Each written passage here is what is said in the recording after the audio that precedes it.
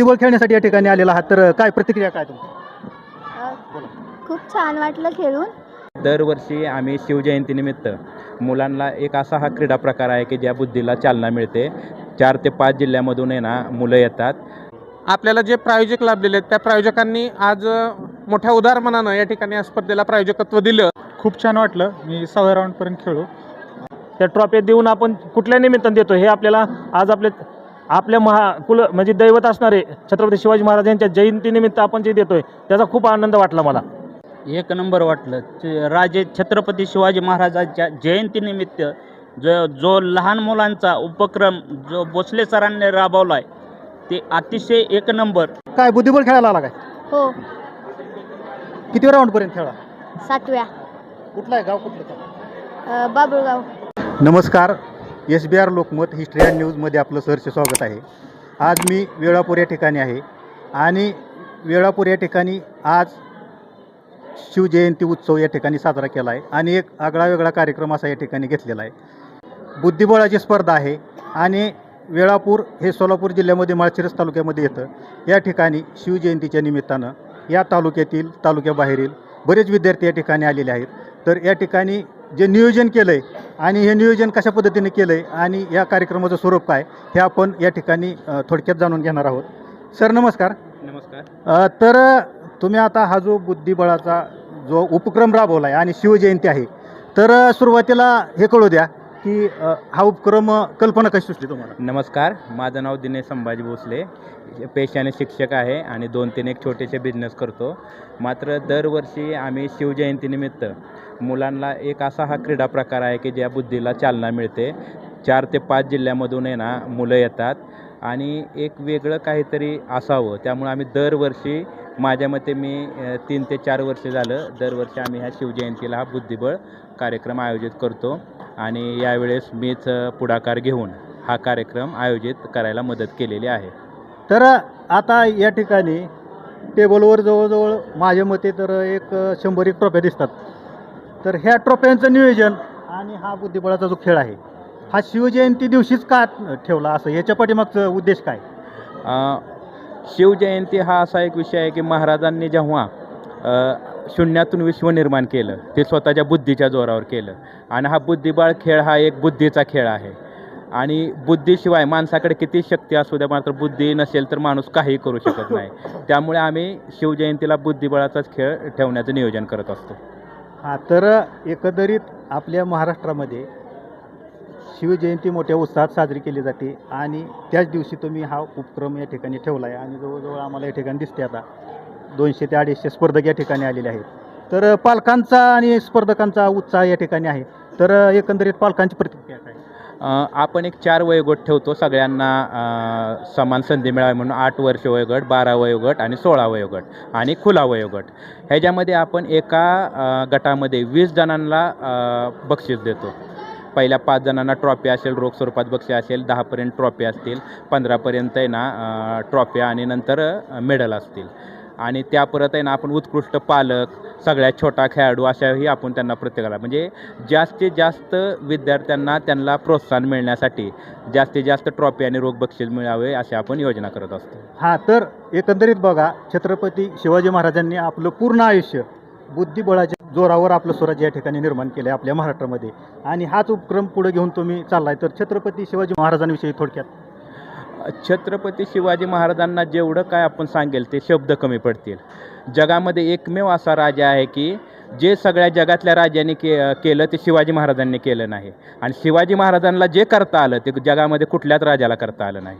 हां, तर एकंदरीत अतिशय चांगला संदेश या ठिकाणी दिलेला आहे.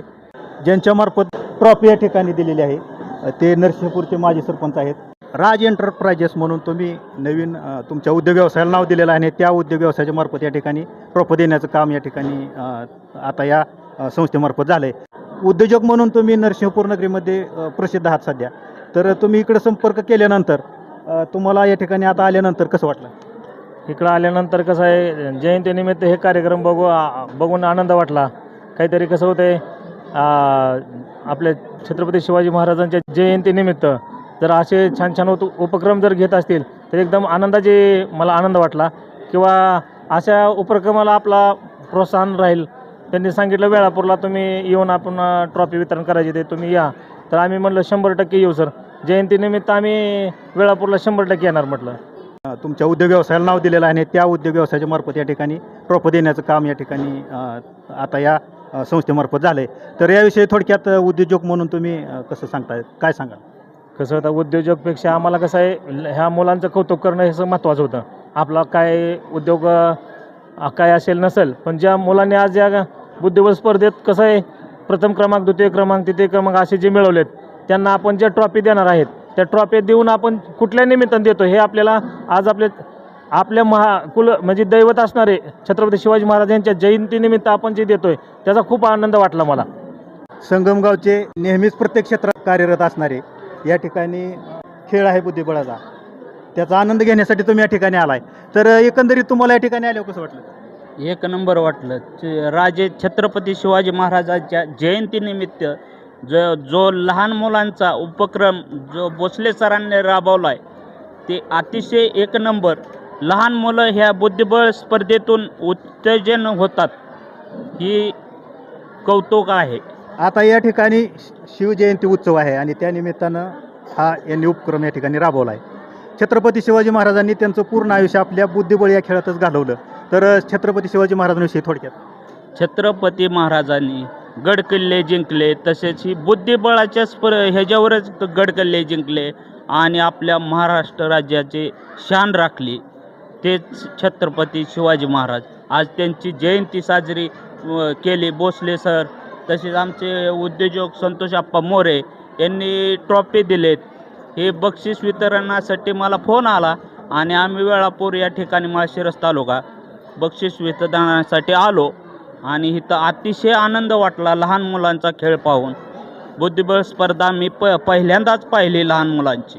या ठिकाणी या स्पर्धेचं नियोजन करतात ते सर या ठिकाणी आहेत आणि आपण त्यांच्याकडून काही गोष्टी जाणून घेणार आहोत. बुद्धिबळ नक्की काय असतं सर? बुद्धिबळाचं टेक्निकली तुम्ही बाबी सांगा जरा. आज खरं तर शिवजयंतीनिमित्त जी बुद्धिबळ स्पर्धा DS ग्रुप पुणे यांनी आयोजित केलेली होती आणि आज या स्पर्धेमध्ये जवळपास सोलापूर असेल, सातारा, वाई, लोणंद आणि कोल्हापूर, सांगली आणि अकलूज परिसरातील सर्व विद्यार्थ्यांनी भाग घेतलेला होता. याच्यामध्ये जवळपास 180पेक्षा जास्त विद्यार्थी आलेले होते आणि या विद्यार्थ्यांमधून आपण 7 वर्ष वयोगट, 8 वर्ष वयोगट, 12 वर्ष वयोगट, 16 वर्ष वयोगट आणि खुल्या वयोगटामध्ये या स्पर्धा DS ग्रुपने या ठिकाणी आयोजन केल्या आणि त्याच्यातून या ठिकाणी आपण प्रत्येक गटातून या ठिकाणी पहिल्या 15 क्रमांकांना मेडल पहिल्या 15 क्रमांकांना आपण या ठिकाणी ट्रॉफी आणि कॅश प्राईज 10 नंबरला कॅश प्राईज दिलेले आहेत आणि त्याच्यानंतरच्या 5 क्रमांकांना आपण या ठिकाणी मेडल्स दिलेले आहेत. हां, तर एकंदरीत हा विषय येतो. या ठिकाणी स्पर्धा आहे म्हणल्यावर हार जीत आहे. तर तुम्हाला तो अनुभव आज कसा अनुभवायला मिळाला? निश्चित लहान मुलं असतात, पहिल्यांदा स्पर्धा खेळत असतात, त्यावेळेला काही मुलं या ठिकाणी रडतात. त्यांना ते समजून सांगावं लागतं की जरी आज तो हरला असेल तरी भविष्यामध्ये त्या ठिकाणी निश्चितपणानं प्रयत्नानं तो जिंकू शकतो. त्या लहान मुलांना ते कौशल्यानं सांगावं लागतं, समजून सांगावं लागतं. हां, तर एकंदरीत आज टोटल ट्रॉफ्या या ठिकाणी दिसत आहेत. तर किती ट्रॉफ्या आणि किती बक्षीस या ठिकाणी? जवळपास 64पेक्षा जास्त ट्रॉफी या ठिकाणी आपण दिलेले आहेत आणि मेडल्स आणि 60 कॅश प्राईज 40 कॅश प्राईज आपण त्या ठिकाणी दिलेली आहेत. आपल्याला जे प्रायोजक लाभलेले आहेत त्या प्रायोजकांनी आज मोठ्या उदारमनानं या ठिकाणी या स्पर्धेला प्रायोजकत्व दिलं आणि निश्चित त्या प्रायोजकमुळंच या ठिकाणी DS ग्रुप यांनी स्पर्धा या ठिकाणी घेतलेली आहे आणि त्यांनी मला आज प्रमुख या ठिकाणी पंच म्हणून या ठिकाणी बोलवलेलं होतं आणि आज आपली या ठिकाणी स्पर्धा पार पडत आहे. तर एकंदरीत अतिशय छान उपक्रम तुम्ही या ठिकाणी राबवलेला आहे आणि बुद्धिबळ हाच खेळ म्हणजे छत्रपती शिवाजी महाराजांनी त्यांचं पूर्ण आयुष्य बुद्धिबळ याच खेळावर पूर्ण जिंकलेले आहेत लढाई आणि पूर्ण जगाने त्याचा आदर्श घेतलेला आहे. तर छत्रपती शिवाजी महाराजांविषयी थोडक्यात. महाराजांनी आपण जे इथं प्रत्यक्षात डावात बुद्धिबळ खेळतो ते त्यांनी त्या ठिकाणी प्रत्यक्षामध्ये वापरलेलं होतं. मग अफजल खानाचा वध असेल त्यावेळेला वापरलेली स्ट्रॅटेजी असेल, रणनीती असेल, ती बुद्धिबळाच्या ह्याच्यातून त्या ठिकाणी येत असते. किंवा लाल महालामध्ये या ठिकाणी ज्यावेळेला शाहिस्तेखानाची बोटं कापण्यासाठी केलेला हल्ला असेल ती पण त्या ठिकाणी बुद्धिबळामधून अशा स्ट्रॅटेजी त्या ठिकाणी निश्चितपणानं मुलांच्या मनामध्ये या ठिकाणी सुचतात आणि त्या सुचून भविष्यामध्ये या ठिकाणी ही मुलं पुढं मोठ्या पदावर जावेत आणि कोणत्याही पदावर गेलं तर तिथं बुद्धिबळाचा उपयोग त्यांना त्यांच्या क्षेत्रामध्ये होतो. बुद्धिबळ खेळण्यासाठी काही विद्यार्थी या ठिकाणी आलेले होते. बुद्धिबळ खेळण्यासाठी या ठिकाणी आलेला आहात, तर काय प्रतिक्रिया काय तुमची? खूप छान वाटलं खेळून. कॉम्पिटिशन पण होतं, पण छान वाटतंय खेळून. तर या ठिकाणी दुसरे काही युवक आहेत. तुझं नाव सांग जरा. संकेत पाटील, कुठून आला? इंदापूर. कसं वाटलं तुला? कुठल्या राऊंडपर्यंत तू खेळला? खूप छान वाटलं. मी 6व्या राऊंडपर्यंत खेळलो. जसं की आपण बघताय की लहान मुलांचा सहभाग खूप आहे, तर ते खूप चांगलं म्हणलं पाहिजे की लहान मुलं एवढ्या कमी वयात येऊन एवढं जास्त खेळत आहेत. आणि बाकीचं म्हणायला झालं तर ओपनमध्ये पण खूप चांगले प्लेयर आलेत आणि चांगली मॅच झाली. आपल्या मुलाला घेऊन पालक या ठिकाणी आलेले आहेत काय, तर बघूया. सर नमस्कार. नमस्कार.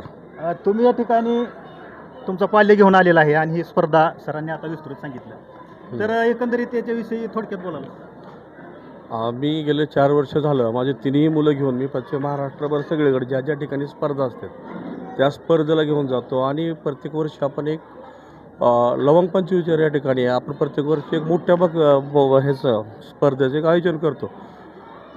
पाल्यांना घेऊन ह्या बुद्धिबळ स्पर्धेला येण्यामागचा एकच उद्देश असतो की त्या मुलांच्या बुद्धिबळ खेळामुळं त्या मुलाची अभ्यासामध्ये जी एकाग्रता राहते ती दुसऱ्या कुठल्या खेळामध्ये नाही राहत.